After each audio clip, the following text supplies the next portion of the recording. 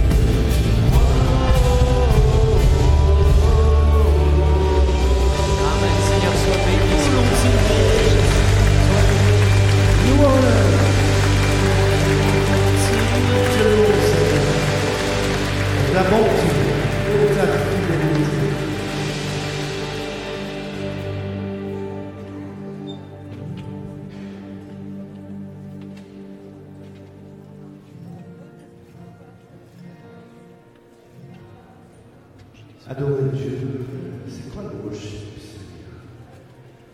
Quelqu'un a dit l'autre jour, oui. Adorer, c'est aimer. Et comment aimer Dieu? Il faut être aimé en premier par lui. Parce que sans lui, nous ne sommes pas aimés. Donc il faut recevoir le regard bienveillant de Dieu sur nous. Et puis là, ça devient simple. Reçois de moi le parfum qui séduit, la beauté de ton âme est perdue. Je veux être toi, Jésus, je t'aime. Reçois du bleu que je trouve malgré tout l'amour que les yeux n'ont pas su te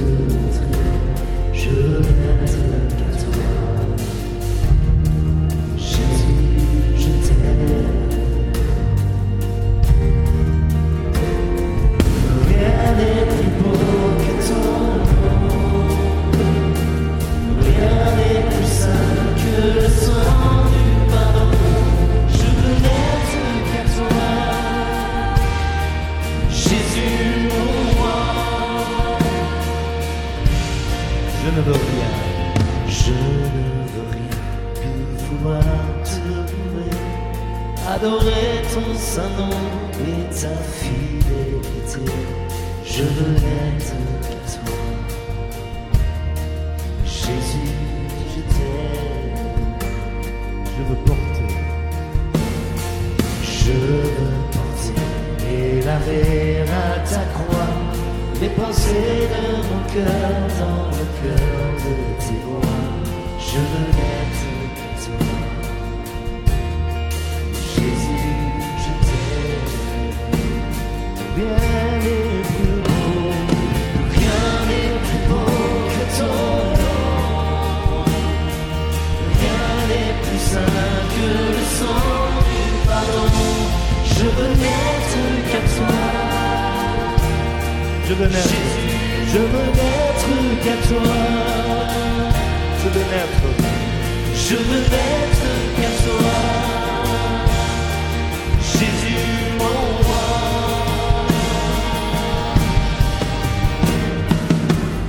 Reçois l'adoration. Reçois l'adoration. Tu es le roi de gloire, notre victoire. Digne es-tu, Seigneur, Emmanuel. Reçois l'adoration. Tu es le roi de gloire. Tu es le roi. Notre victoire. Notre victoire. Digne es-tu, Digne es-tu, Seigneur, Emmanuel. Dieu de lumière élevé dans les cieux, rempli de grâce et de paix, environné de louanges et de feu, gardien de l'éternité. Pourquoi quitter ce palais de bonheur pour un sentier de misère?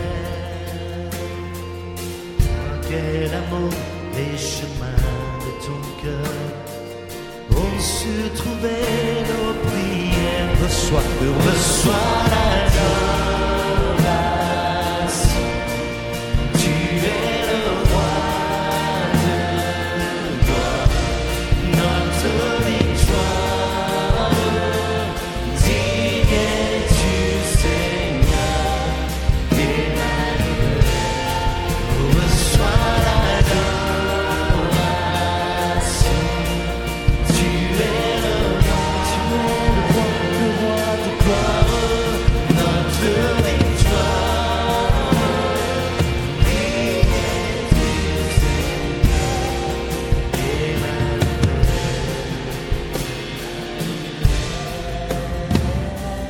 De cette foi que ton cœur a montré, je veux puiser mon secours sur le chemin que ta vie a tracé. Je marcherai chaque jour. Garde mes yeux les attraits de ce monde. Garde-moi, garde-moi près de la croix. En ce lieu saint où mon âme est féconde d'humilité et de joie. Reçois l'adoration. Tu es le roi de gloire, notre victoire. Digne es-tu, Seigneur, Emmanuel. Reçois l'adoration.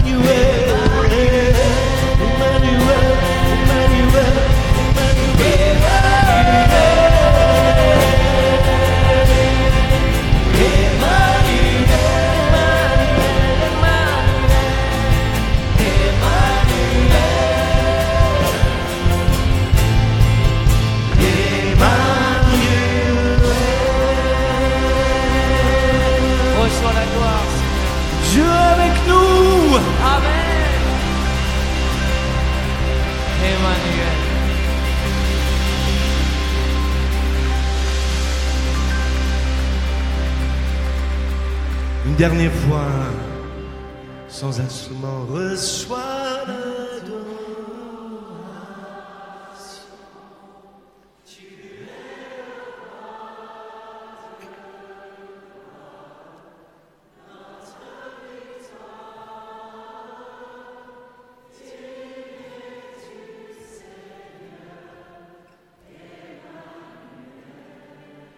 Reçois l'adoration.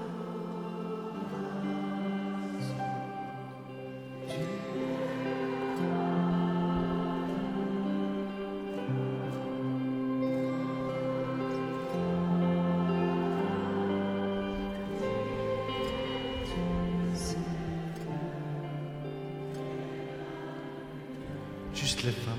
Emmanuel. Et les hommes.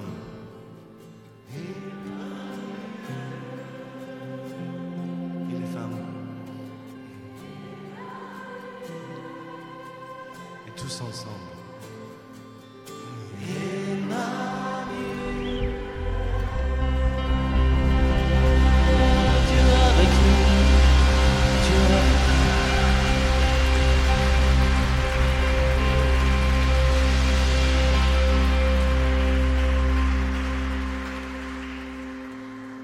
Quelque chose qu'on porte sur notre cœur avec Chris et Laura, c'est la créativité dans notre louange.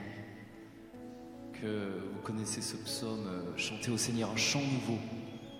Un chant nouveau, ça veut dire un peu comme on a expérimenté ce week-end, laisser aller un chant spontané vers Dieu. Et ça veut aussi dire que notre créativité s'exprime pour que des chants nouveaux naissent, apparaissent.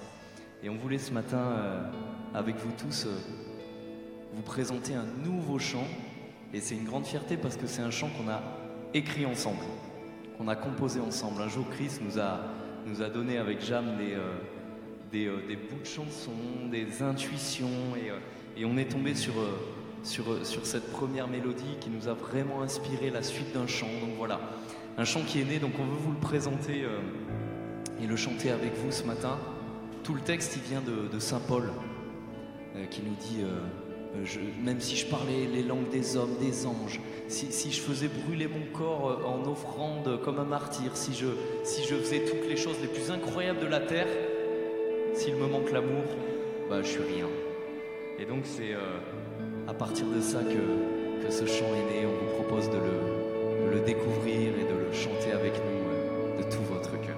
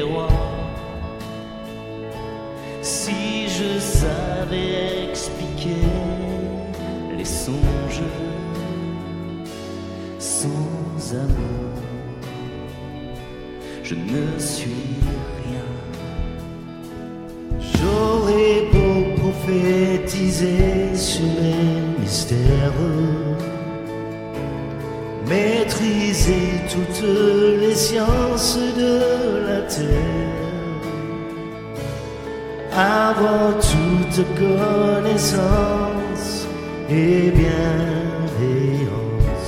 Sans amour, je ne suis rien. Ton amour a relevé le monde entier. Ton amour a relevé le monde entier. Aucun homme dans ton cœur n'est oublié. À la fin des temps, quand tout disparaîtra, ton amour jamais ne cessera.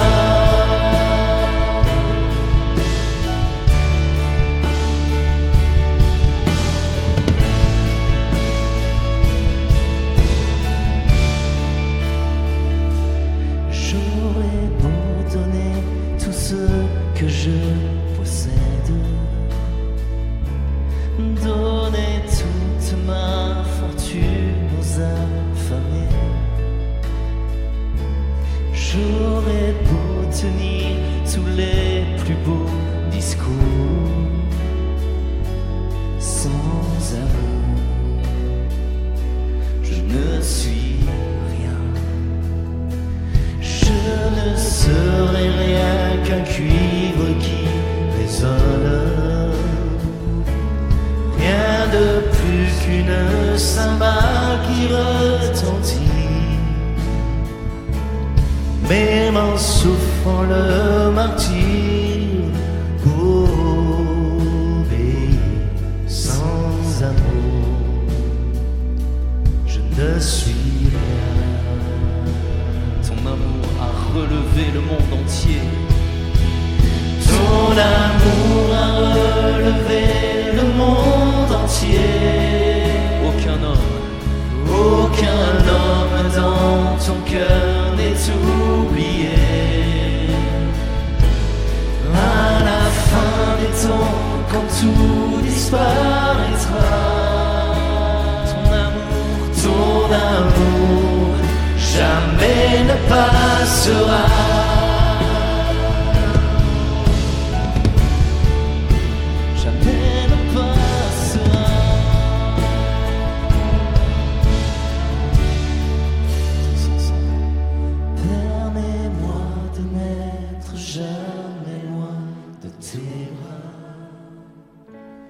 De vivre les mains ouvertes devant toi, attendant que tu me donnes le secret de ton amour. En ton amour, je suis dit. Je suis dit. En ton amour, En ton amour, je suis dit. ton amour a relevé. Ton amour a relevé le monde entier. Aucun homme dans ton cœur n'est oublié. À la fin des temps, quand tout disparaîtra, ton amour jamais ne passera. Ton amour a relevé le monde entier. Aucun homme dans ton cœur n'est oublié. À la fin des temps, quand tout disparaîtra, ton amour jamais ne passera. Ton amour jamais ne passera. Proclamons-le. Ton amour jamais ne passera. De tout votre cœur. Ton amour jamais ne passera.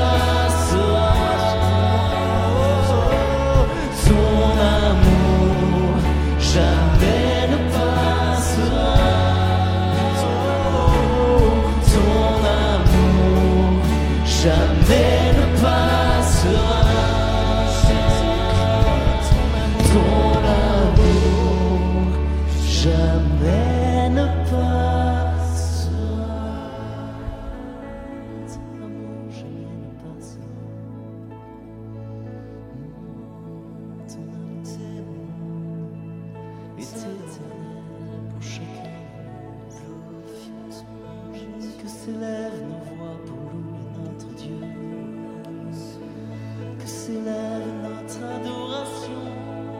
Montre-moi la guerre, tu es grand Seigneur,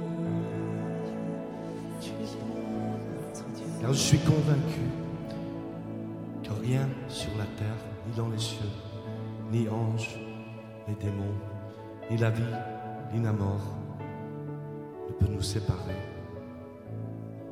de l'amour de Dieu qui est en Christ Jésus. Rien ne peut nous séparer. Désormais, nous sommes inséparables. Dieu fait homme, Emmanuel est avec nous.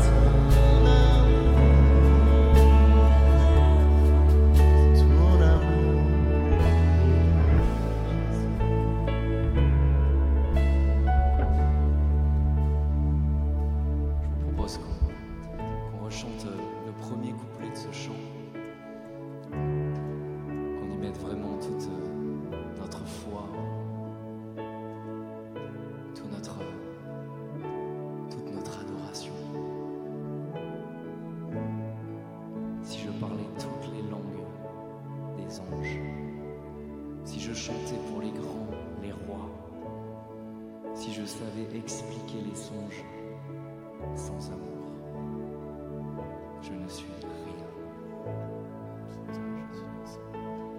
Si je parlais toutes les langues des anges,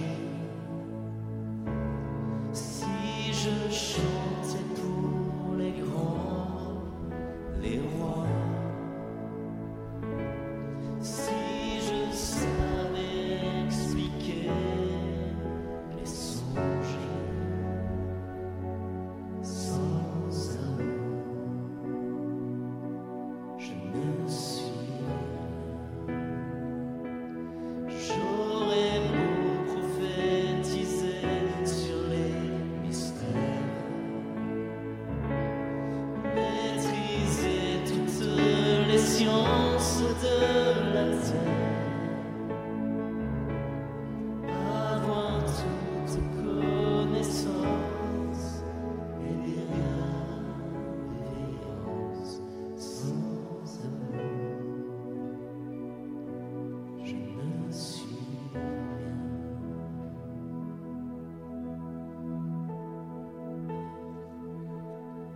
Ton amour a relevé le monde entier.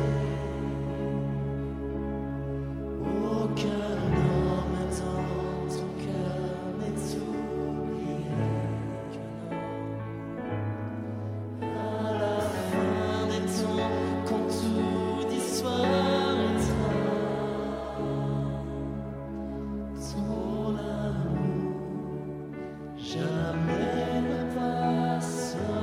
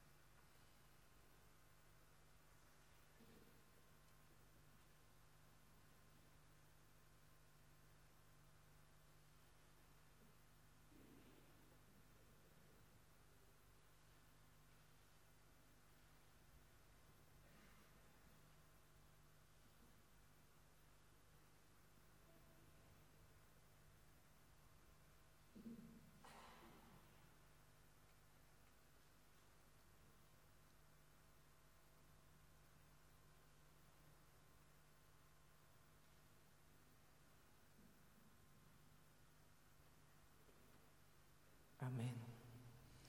Amen. On est bien dans la présence de Dieu.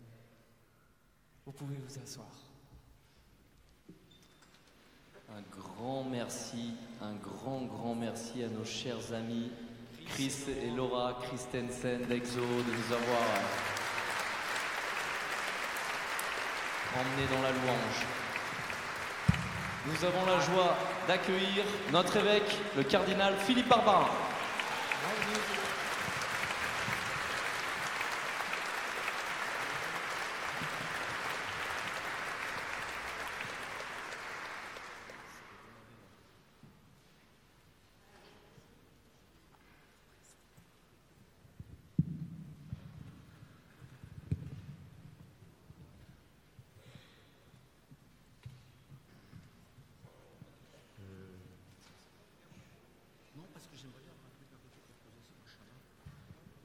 Aussi, il faut que je vois bien.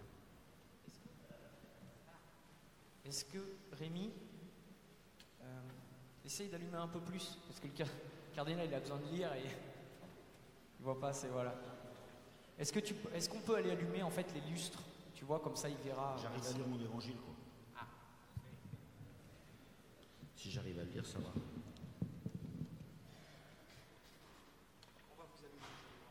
Je vais me faire allumer. Bon, c'est quand même une grande joie d'accueillir le cardinal. Vous savez, il a une place particulière dans notre cœur. Hein. Pour nous, il y a 8 ans, 9 ans, on est monté le voir au diocèse pour lui présenter ce qu'on avait sur le cœur de fonder Lyon Centre. Et il y a une personne en France qui a cru en nous au moment où il y avait juste un embryon de vision. C'est le cardinal Barbarin. Donc, si Lyon Centre existe, c'est grâce à lui.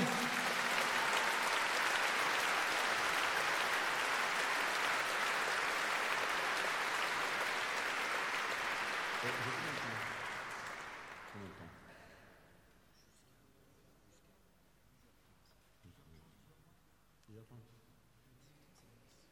10h30, c'est la messe. Ah oui, donc il faut terminer avant.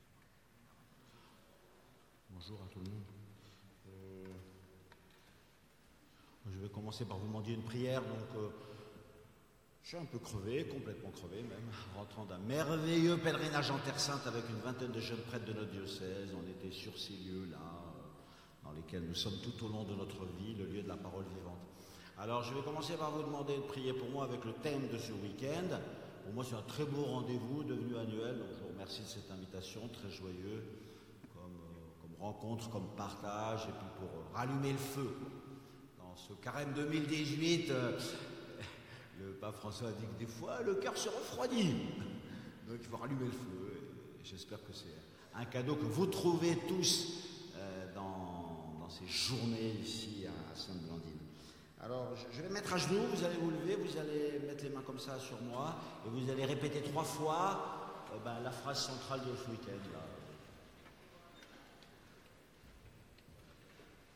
Donc on va dire 3 fois tous ensemble, prends courage, lève-toi, il t'appelle. Prends courage, lève-toi, il t'appelle. Prends courage, lève-toi, il t'appelle. Prends courage, lève-toi, il t'appelle. Amen. Amen. D'accord, je me lève.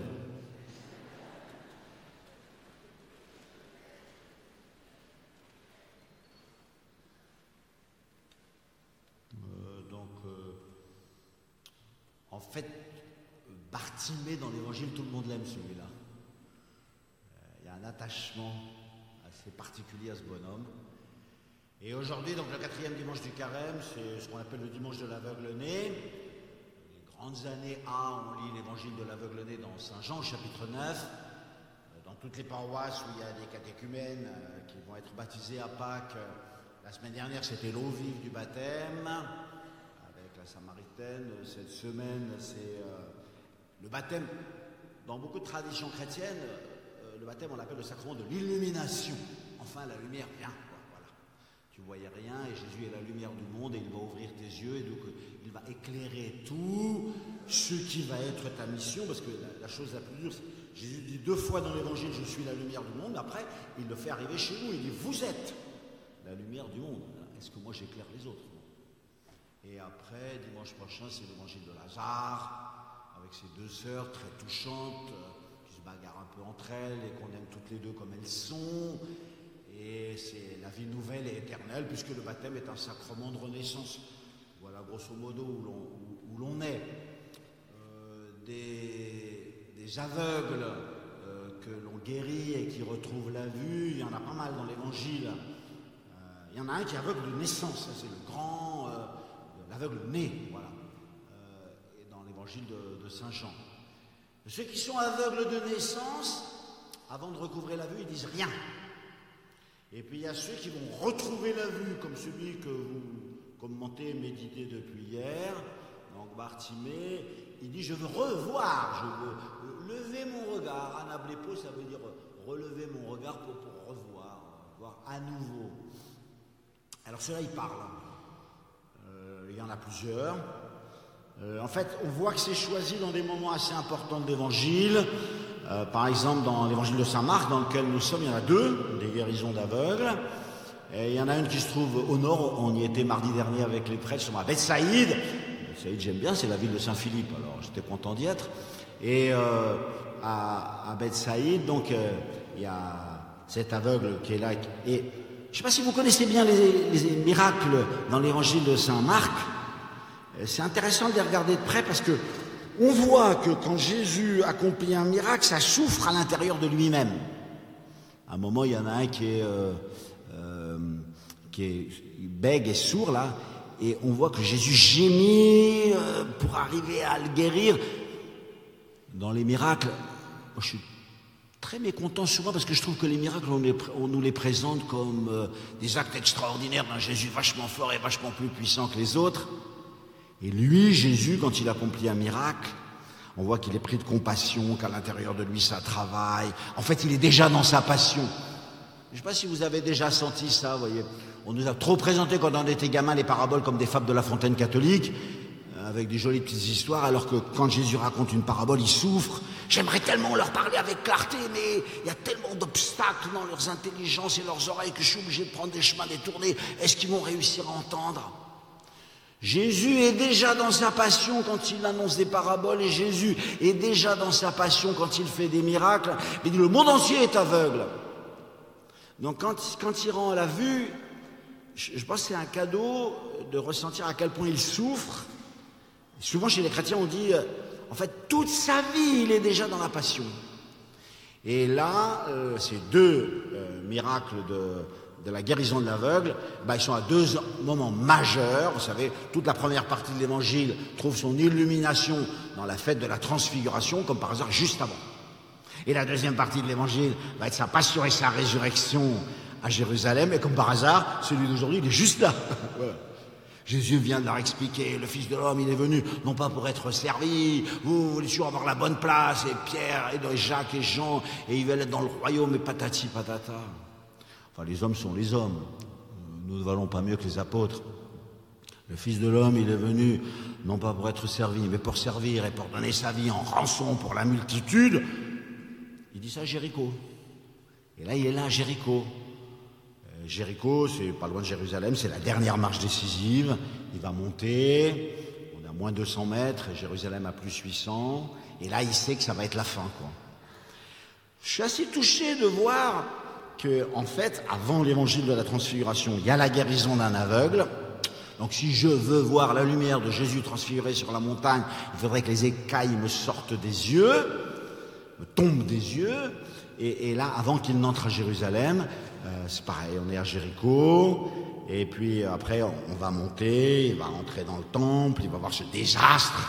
Qu'est-ce que vous en avez fait? C'était une maison de prière, vous en avez fait une maison de trafic, une caverne de voleurs. Et on va dans une colère folle. On dit à Jésus, mais qu'est-ce qui t'arrive? Pourquoi tu te mets dans cet état? C'est difficile, les vendeurs du temple, on l'avait la semaine dernière.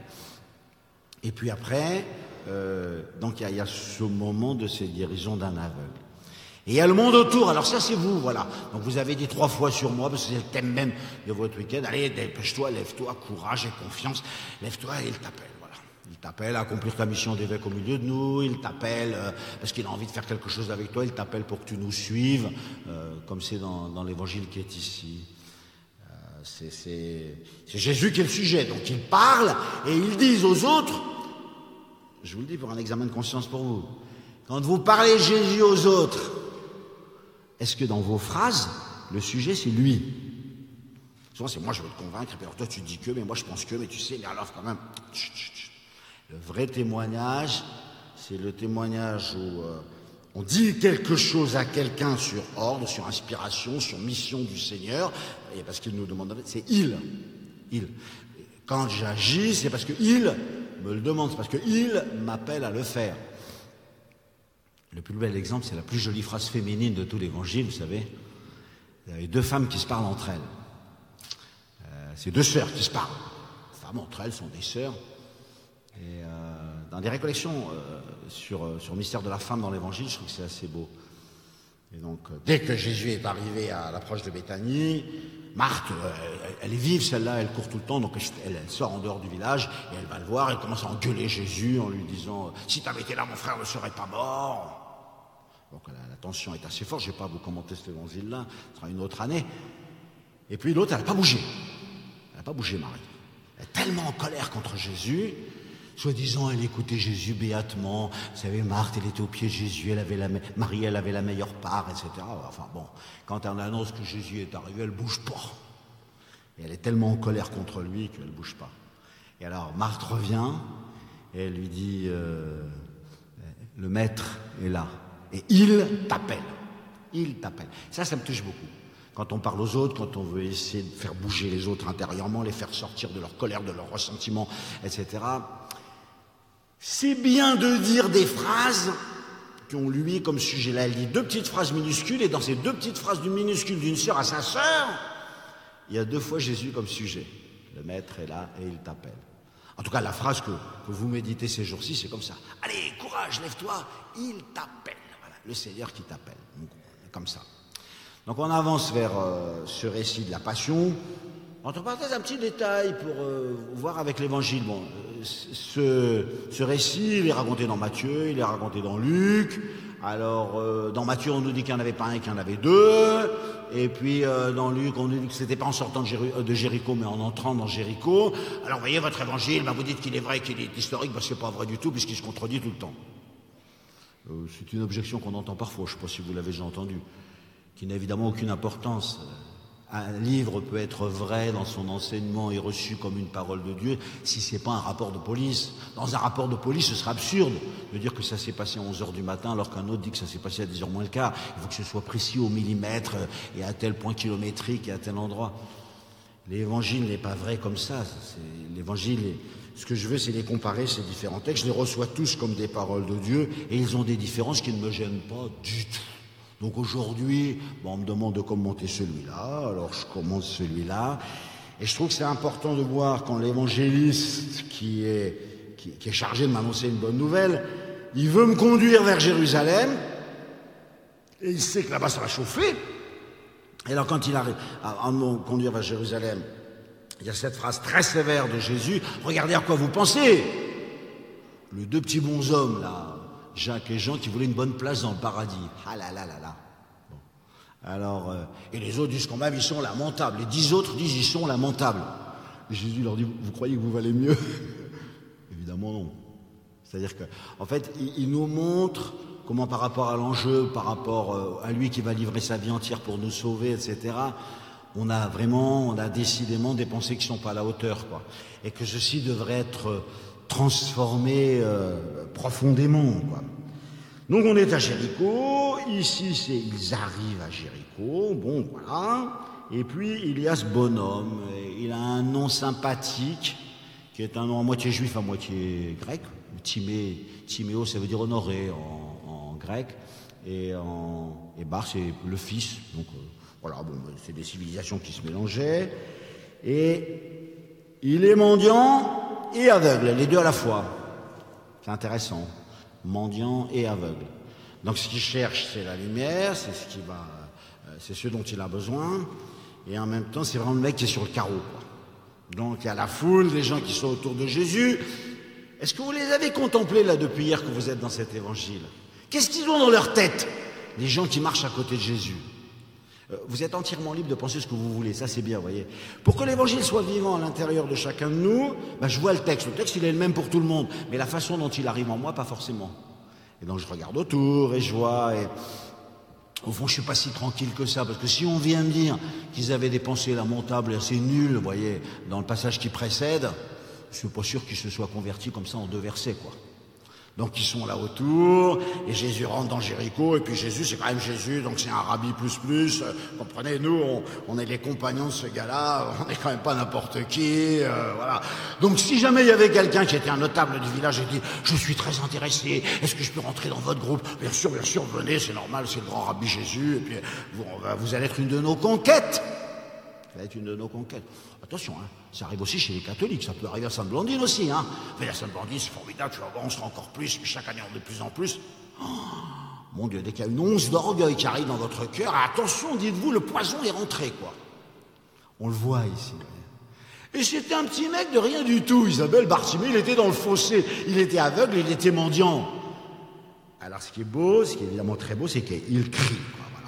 Quand il a appris que c'était Jésus de Nazareth, il se mit à crier « Jésus, fils de David, aie pitié de moi, Jésus, fils de David, aie pitié de moi. » Il est beau, il est splendide dans son énergie, vous voyez. Et il est méprisé par tout le monde. Et quand il dit sa souffrance, les gens s'en foutent. Ah, ça, c'est quand même grave. Et ça nous interpelle en profondeur. Les disciples de Jésus, c'est vous, c'est moi. Qu'est-ce qu'on fait avec ceux qui sont dans le caniveau? S'ils viennent avec nous, s'ils nous rejoignent, s'ils renforcent nos chiffres et nos nombres ici et ça, on dit bien sûr, mais venez, mais c'est normal, parce que c'est tellement formidable ce qu'on vit, et vous allez être avec nous. Ah non, ça c'est des pesanteurs, comme des manteaux pesants dont il faudra réussir à se débarrasser. Je sais pas si vous les voyez, je sais pas si vous les sentez, en fait tout le monde le sent, quoi. Ça c'est difficile à dire. Il faut le dire avec délicatesse, mais il faut aussi le dire avec vérité. Comme Jésus qui venait de leur dire, les grands, ils font sentir leur pouvoir. Voilà. Donc là, on est autour du rabbi Jésus, et jusqu'à maintenant, on n'a pas fait mieux. Je vais vous raconter tous ses exploits, parce qu'il a guéri une petite fille de 12 ans, un garçon de 17 ans, parce que il a multiplié les pains, parce qu'il a fait ci, il a fait ça, et nous, on est ses disciples, quoi. Sous-entendu, on aura les bonnes places, on les a déjà, d'ailleurs. Et donc, quelqu'un qui va encore contribuer à notre gloire qu'il vienne, eh bien, la vérité la plus triste de cet évangile de Bartimée, c'est que nous, les disciples de Jésus, souvent, nous faisons écran entre Jésus et les gens. Ah. Alors, vous avez choisi la plus belle phrase, là, vous avez raison pour ce week-end. Confiance, lève-toi, courage, lève-toi, il t'appelle. N'oubliez pas celle qui précède. Tais-toi, il cherchait à le faire taire, c'est quand même écrit dans l'évangile directement, vous voyez. Alors, et beaucoup le rabrouaient pour lui imposer silence. Terrible. Moi, chrétien et disciple de Jésus, on me montre dans l'évangile, alors que je suis proche de Jésus, cardinal, archevêque de Lyon, tout ça, etc. Bon, qu'en fait, je fais le contraire. Je fais le contraire de ce que je devrais faire pour que les gens aient contact avec Jésus, rencontrent Jésus, etc., etc. Là, c'est un espèce d'énorme et gros manteau qui est dans le cœur des chrétiens, c'est quand même très très pesant. Alors c'est un désastre quand l'Église fait écran entre le Seigneur et les gens qui le cherchent. Avec un cœur pur, avec un cœur ardent, avec les souffrances de leur vie, avec leur grande détresse. Ils savent que dans l'évangile il y a du bonheur, parce que quand Jésus a commencé à parler, il a dit « Bienheureux, bienheureux, bienheureux ». Ils n'ont même pas entendu la fin de la phrase d'ailleurs, qui est assez difficile à avaler, hein. Bienheureux ceux qui pleurent, bienheureux les persécutés, c'est pas si rigolo. Mais les gens qui entendent de loin, ils n'entendent pas la fin de la phrase. Ils ne savent pas le détail de l'évangile, mais ils savent que là, ce monsieur-là, c'est le chemin du bonheur, faudrait que j'y aille. J'ai entendu que c'était Jésus de Nazareth, alors il crie, donc il crie sa souffrance, il crie sa détresse. Fils de David, Jésus, aie pitié de moi. Je sais qu'en toi il y a le salut, je sais qu'en toi il y a le Messie, je sais qu'en toi il y a ma guérison, etc., etc. Et les autres, c'est une institution. On critique souvent l'Église institution. C'est facile, remarquez, ça fait 20 siècles qu'on le fait. Bon, c'est peut-être pas toujours faux. Hein. Voilà le problème. C'est que peut-être parfois c'est à juste titre. Elle a fait très exactement le contraire de ce qu'elle devait faire pour faciliter le rapprochement entre Jésus et les autres. Et voilà le résultat. Ah ben, on peut ne pas être fier. Autrement dit, je nous dis ça à nous tous. Ça suffit pas d'être dans la suite de Jésus, ça suffit pas d'être à côté de lui, ça suffit pas d'avoir écouté 200 fois ses discours pour avoir un cœur chrétien, pour avoir un cœur miséricordieux. Un cœur miséricordieux, c'est un cœur comme celui de Dieu quand il est révélé à Moïse. Il dit, j'ai vu la misère de mon peuple, miséricordieux. J'ai vu, j'ai senti dans mon cœur, alors je suis descendu. C'est déjà écrit dans le livre de l'Exode. Donc on est quand même 1000 ans avant l'incarnation, c'est très beau. Et c'est le message le plus beau. C'est Dieu qui dit à Moïse qui il est. Alors là, c'est quand même un bon auteur, quoi. Dieu dit à Moïse, j'ai vu la misère de mon peuple. Les mecs qui sauraient, ils n'ont même pas vu Bartimée. Enfin si, ils auraient qu'ils faisaient du bruit, quoi. Pousse-toi de là. Je donne un autre exemple que vous connaissez peut-être, Matthieu 15. C'est la Cananéenne, je l'aime beaucoup celle-là. Elle a sa fille qui est malade. Alors elle dit, ma fille elle est malade, il faut que tu guérisses ma fille, guéris ma fille, etc., etc. Et les apôtres, vous savez ce qu'ils répondent? Ils disent, bon, allez, fais quelque chose pour elle. Le texte grec dit une phrase affreuse, dit, parce qu'elle nous crie par-dessus, par derrière. Bref, elle nous casse les pieds, quoi. Alors dit à Jésus, bon, tu fais quand même pas mal de miracles, fais-lui un petit miracle à pas cher, guéris-lui sa fille, et on aura enfin la paix. Oh là là là là. Matthieu 15, va lisez ça. C'est une catastrophe. Et ça, vous voyez la différence entre la pseudo-miséricorde, qui n'est que du mépris, de nous, des apôtres, de ceux qui entourent Jésus. Attention, c'est pas eux qui sont des méchants, c'est ceux qui sont autour de Jésus. Et ben ils disent, bon ben cette bonne femme, d'accord sa fille est malade, il y a plein de gens qui ont leur fille malade, bon alors comme elle crie beaucoup, fais-lui un petit miracle à pas cher. Vous connaissez la conversation extraordinaire de Jésus, ils sont complètement sidérés, quoi. Et alors elle lui dit, je suis venu que pour les brebis perdues d'Israël. Alors elle dit, moi je m'en fous, moi. Elle est extraordinaire, elle aime sa fille, elle est dans la souffrance de sa fille. Une maman qui aime sa fille, elle ne peut pas supporter ça. Elle dit, fais quelque chose pour moi. Elle parle plus de sa fille, elle parle d'elle. Moi, c'est moi qui suis complètement malade, parce que moi je suis complètement dans la maladie de ma fille. Ça c'est beau, c'est une vraie maman. Et alors Jésus dit, je ne peux pas donner les miettes de pain aux petits chiens. Oh. Alors les gens disent, c'est une parole dure de l'évangile. Non, c'est que Jésus, il obéit à son Père. Il dit, moi, je suis venu que pour donner la nourriture aux enfants d'Israël. Et elle s'en fout des règlements. Elle lui dit, très bien, je suis un petit chien, voilà, et puis c'est tout. Donc elle descend d'abord dans la souffrance de sa fille, et après elle descend dans l'abomination du chien. Je suis un chien, mais je m'en fous, tu vas faire ce que je te dis. Et là, Jésus, il craque.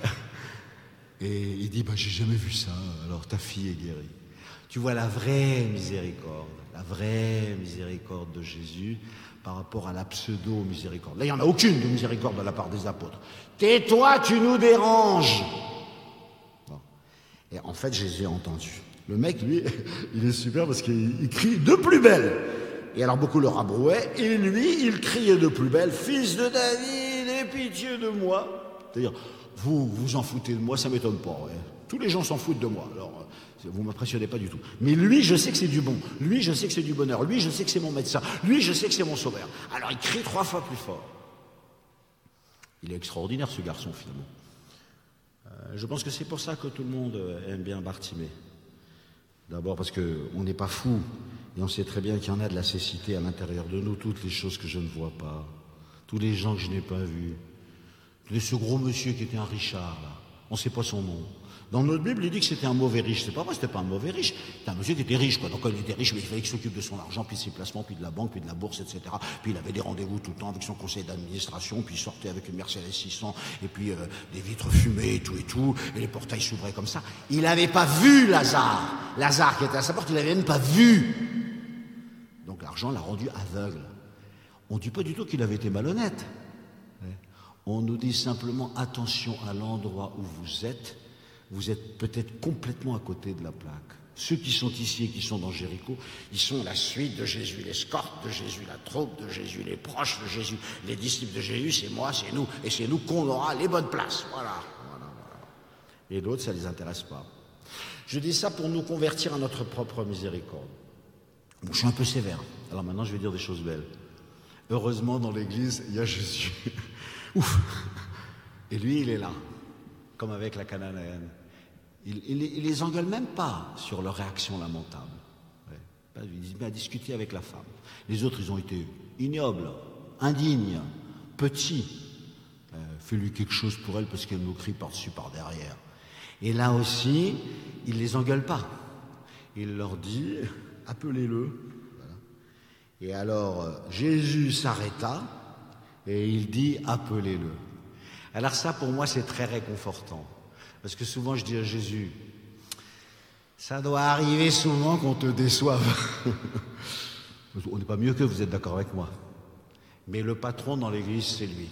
Le Seigneur dans l'église, c'est lui. Et en fait, quand il prend la parole, eh ben, aussi médiocre que nous soyons, en fait, nous obéissons. Ça, je trouve ça très, très, très joyeux. D'accord, c'est ce que je dis toujours aux gens. Je dis, l'église, elle est lamentable, c'est vrai. Elle est composée de mecs comme nous, donc évidemment, c'est pas formidable. Mais elle a le meilleur de tous les patrons. Elle a la lumière du monde en plein centre.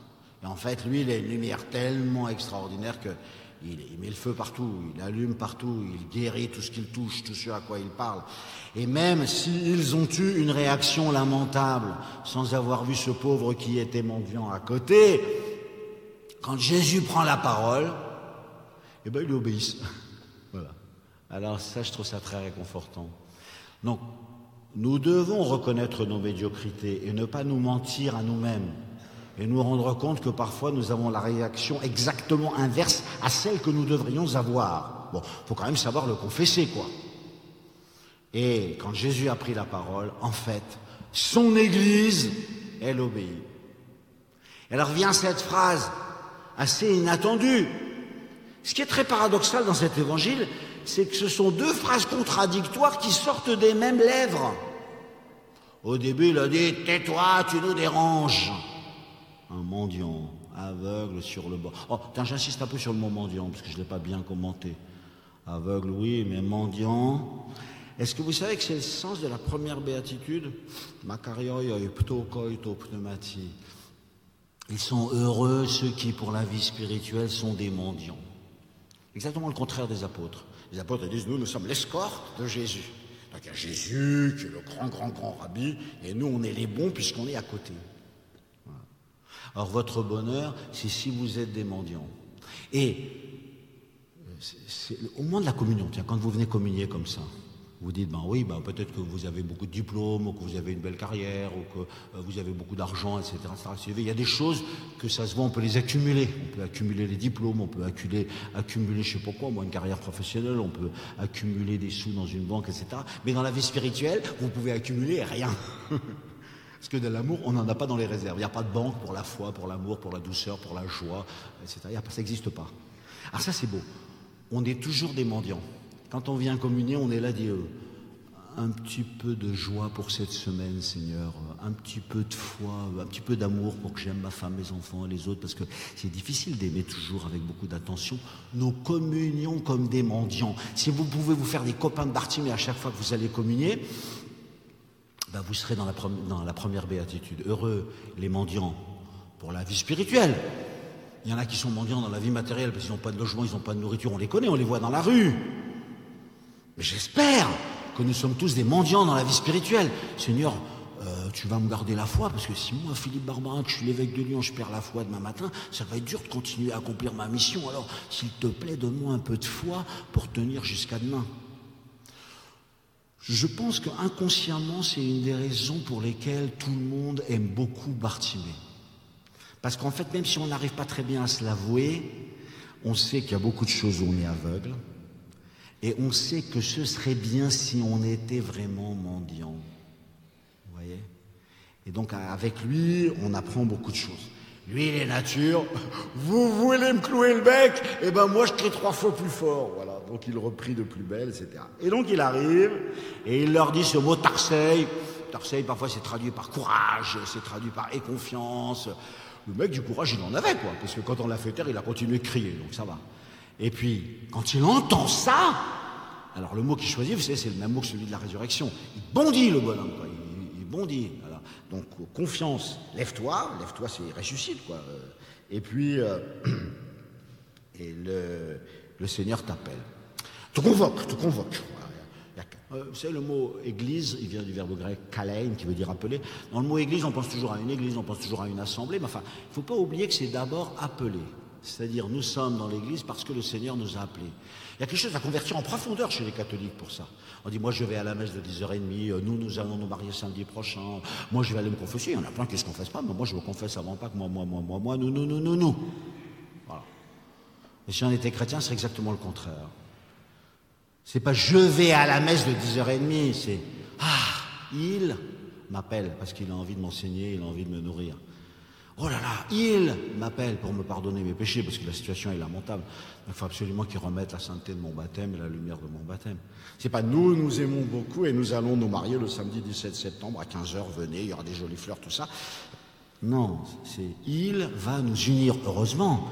Et il va mettre notre pauvre petite alliance, notre amour, qui est le trésor de notre vie, il va le mettre dans son alliance. On a besoin de ça. J'aimerais que pour tous les sacrements, on change et on dise jamais je, jamais nous, et qu'on dise il, même jamais tu. Mais tu devrais aller à la messe. Tu sais que le Seigneur t'appelle et qu'il t'attend, et qu'il a tellement de choses à te donner, et qu'il va te nourrir, et qu'il va t'instruire. J'aime énormément le il qui est là. Il t'appelle et il te convoque, mais la messe c'est une convocation. Nous sommes ici parce qu'il nous appelle, parce que nous répondons à son appel. Ça c'est la constitution même de l'Église. Vous le savez, vous avez déjà assisté à une confirmation, à une ordination. Ce sont des grands sacrements où ça commence par l'appel. Nathalie, baptisée le 17 septembre 2002. Alors la petite fille elle se lève et puis elle dit « Me voici ». Alors elle avance, on va la confirmer. Elle est appelée, elle répond à l'appel. Courage, ma petite. Il t'appelle, lève-toi. Ben, dans courage, lève-toi, il t'appelle. Vous pouvez voir les confirmations. Bientôt, on va avoir cette grande fête avec les ordinations, à l'occasion de cette année des jeunes de la foi et du discernement des vocations. Donc, il y a 5 garçons qui sont diacres qui vont être ordonnés prêtres et d'autres qui vont être ordonnés diacres en vue de devenir prêtres. Au début de la célébration, ils vont être appelés. C'est pas moi je veux devenir prêtre, moi j'ai toujours voulu devenir prêtre, moi enfin je vais devenir prêtre, moi je serai ordonné, moi. Il t'appelle, il te donne, il te pardonne, il te nourrit, il te guérit, il te purifie, il te consacre. Et il dit, faut bien qu'il y ait quelqu'un pour tenir ma promesse, non? C'est-à-dire, moi avant de partir, j'ai fait une promesse, je suis avec vous tous les jours jusqu'à la fin du monde. Il croyait que j'allais partir et les abandonner. Non. Vous voudriez que je reste pour avoir votre pouvoir et pour rester des grands dans ce monde. Lamentable. Ça ne vous appartient pas. Moi, je vais auprès du Père. Il vaut mieux pour vous que je parte. Les apôtres, ils pensent franchement le contraire. Il vaudrait beaucoup mieux qu'ils restent. Il vaut mieux pour vous que je parte. J'irai vous préparer une place. Mais ça ne veut pas dire que je vous abandonne. Donc il vient toquer à la porte de Xavier Grillon, de Philippe Barbarin, de ceci, de cela, puis il leur dit tu sais, j'ai fait une promesse. Tu ne voudrais pas la tenir? Ah bon, moi? Ouais, tu vas tenir. C'est toi qui diras je te pardonne tes péchés, ceci est mon corps, etc. Et jusqu'à la fin du monde, Jésus toquera à la porte de quelques bons hommes pour qu'ils tiennent sa promesse à lui, ce qui est un honneur incroyable, et puis qui évidemment nous dépasse largement ou un petit peu, et fait peur d'ailleurs. C'est la raison pour laquelle il faut évidemment prier pour eux. Très beau donc, lève-toi, non d'abord, aie confiance. En fait, les traductions, comme vous avez remarqué, elles oscillent entre aie confiance et courage. J'aime bien cette oscillation. Tu auras du courage si tu as la foi. Ah oui. Si tu lui fais confiance, si tu as une confiance profonde, et tu sais que son appel est vrai, eh bien tu auras le courage. Allez, lève-toi, vas-y et pars. Et alors donc on le voit à ce moment-là, et lui, c'est un point d'attention que vous méditez dans ce week-end. En arrivant ici aussi, je me dis, allez, il faut rejeter le manteau de ceci et de la fatigue que j'ai pas dormi cette nuit et machin et tout, etc. Fous-moi tout ça dehors, ce matin tu dois être donné à eux, quoi, voilà. Donc rejetant son manteau, c'est la seule fois qu'il y a ce mot dans l'évangile, apobalein. Il est assez touchant, avec Bartimée. Donc je pense que ce mot-là qui est unique dans l'évangile, c'est la seule fois où il est employé, ça mériterait quand même pas mal d'être réfléchi par chacun d'entre nous. Qu'est-ce que je dois foutre dehors, quoi? Quel est le truc pesant et lourd dont je dois me débarrasser pour pouvoir aller vers lui? Alors, en fait, vous avez choisi celle-là comme phrase, là. Courage, lève-toi, il t'appelle. Donc lève-toi, il faut que vous entendiez le mot de la résurrection, bien sûr, nous sommes en marche vers Pâques. Mais moi, bien sûr, ce qui me touche le plus, ben vous aussi d'ailleurs, c'est finalement la rencontre entre Jésus et Bartimée. Alors là, ça, c'est quand même quelque chose de splendide. Alors Jésus lui adressa la parole. « Que veux-tu que je fasse pour toi ?» Ou bien, « Bartimée, qu'est-ce que tu veux que je fasse pour toi ?» Ce serait un ton plus juste. L'aveugle répondit à la seconde. « Rabouni, que je recouvre la vue. » Et aussitôt, il recouvra la vue et il cheminait à sa suite. De fait, il y a deux fois le mot chemin, vous savez, c'est le même mot quand Jésus... Donc ils étaient en chemin, ils étaient sur le chemin à Jéricho, et à la fin, lui, il se met dans le chemin. Mais c'est très joli comme phrase, parce qu'il faut l'entendre dans cette expression où Jésus dit « Moi, je suis le chemin ». On a l'impression qu'une fois qu'il a été guéri et qu'il a retrouvé la vue, il rentre au-dedans de Jésus, quoi. Il est dans le chemin. Alors, c'est pas seulement qu'il est dans la troupe qu'il suit en disant « Nous, on est les bons », non. Il se met dans Jésus et il dit « Voilà, ma place maintenant à moi, c'est d'être au-dedans de Jésus ». Mais alors maintenant, le cœur de ce que je voudrais vous dire, c'est pour terminer, mais je pense que c'est le principal, c'est d'écouter ce dialogue entre Bartimée et Jésus. Donc, voilà, il y a eu ce qui s'est passé avant, qui était un peu lamentable, très beau, gentil, où finalement Jésus triomphe, quoi. La parole de Jésus finit par gagner, non sans obstacle, c'est comme en chacun de nous, quoi. On a la conviction que le Seigneur va gagner sa victoire en nous, ouf. Enfin, on ne peut pas dire que ça a été facile à gagner, quoi. Pour toutes nos conversions, c'est comme ça, il y a encore beaucoup de travail à faire. Mais ne nous décourageons jamais, puisqu'il nous appelle, et nous savons très bien ce qu'il nous demande. À un moment, aux disciples, il leur dit, venez à l'écart. Et comme, moi je me rappelle une discussion avec un jeune il n'y a pas très longtemps. Ouais, mais Jésus, il dit dans l'évangile, toi, quand tu rentres, quand tu pries, rentre dans ta chambre, ferme ta porte et prie ton Père dans le secret. Même moi, quand je rentre dans ma chambre, il y a encore mon MP3, ma musique, mon ordinateur, mon téléphone. Ah bah oui, peut-être que c'est plus dur aujourd'hui, il y a plus de difficultés. De toute façon, la phrase de Jésus, elle est vraie, quoi. Il t'appelle pour prier, comme dans un monde qui fait un grand tintamarre et qui fait beaucoup de bruit externe. Arriver à trouver le chemin de l'intériorité, c'est dur, et c'est très dur, et c'est plus dur qu'avant. Moi, j'en sais rien, après tout. La seule chose que je sais, c'est que ça n'a jamais été très facile de faire du silence au fond de soi, et ça n'a jamais été très facile, globalement, de répondre à son appel. On a toujours des bonnes mauvaises excuses pour ne pas aller se confesser, par exemple. C'est comme les apôtres, ils avaient dit « Je te suivrai partout où tu iras, même si tout le monde t'abandonne, moi je ne t'abandonnerai jamais », sauf que le lendemain, au pied de la croix, il n'y avait plus personne. C'est un petit peu nous.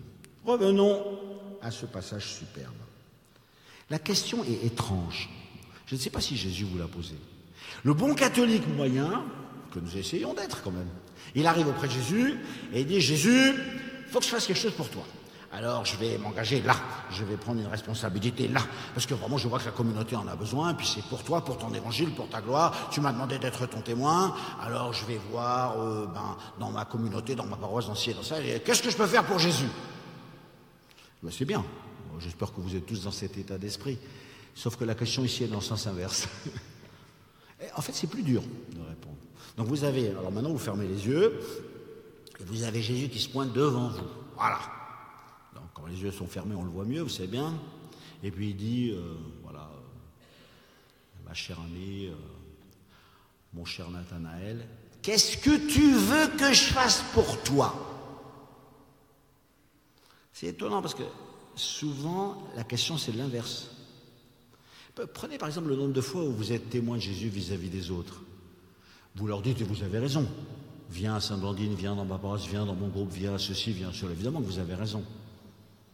Et est-ce qu'il y a la place pour lui dire est-ce que tu sais ce que Jésus veut faire pour toi ? Si Jésus vient devant toi et qu'il dit qu'est-ce que tu veux que je fasse pour toi ? Ce qui me touche énormément chez Bartimée, c'est ça qui me touche le plus. C'est que le mec, lui, il répond au quart de seconde. J'aimerais bien être comme ça. Si Jésus me dit mon petit Philippe, qu'est-ce que tu veux que je fasse pour toi ? Évidemment que je bois, tu vois, mais il faut absolument me débarrasser de ce péché, de ce défaut, etc. Lui, il n'y a pas une hésitation. Je ne suis pas sûr que ce soit vrai pour nous tous. En tout cas, c'est ça vraiment la grâce que je vous souhaite pour ce week-end. C'est-à-dire que vous voyez Jésus se planter devant vous. Lui, il connaît bien vos aveuglements. Et il dit, il vous dit votre prénom. Et puis il vous dit, qu'est-ce que tu veux que je fasse pour toi?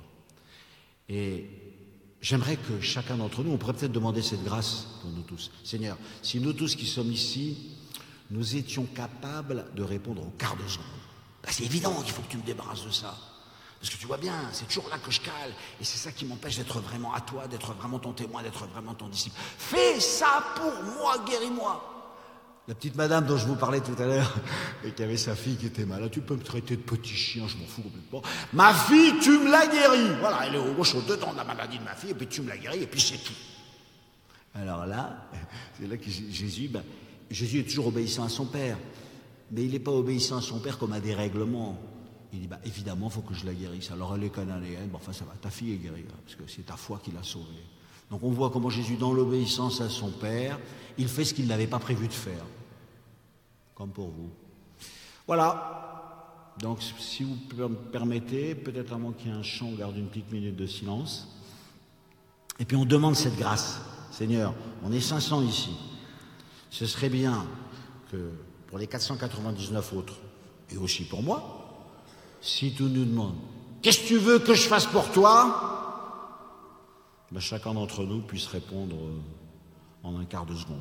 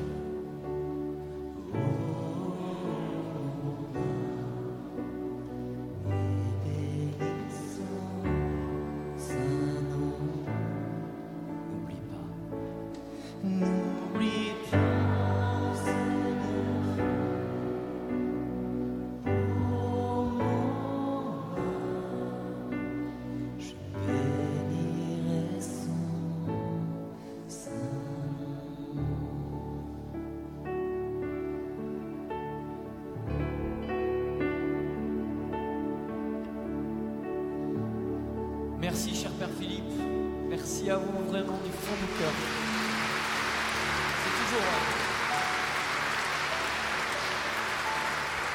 C'est toujours une joie de l'entendre, de l'écouter.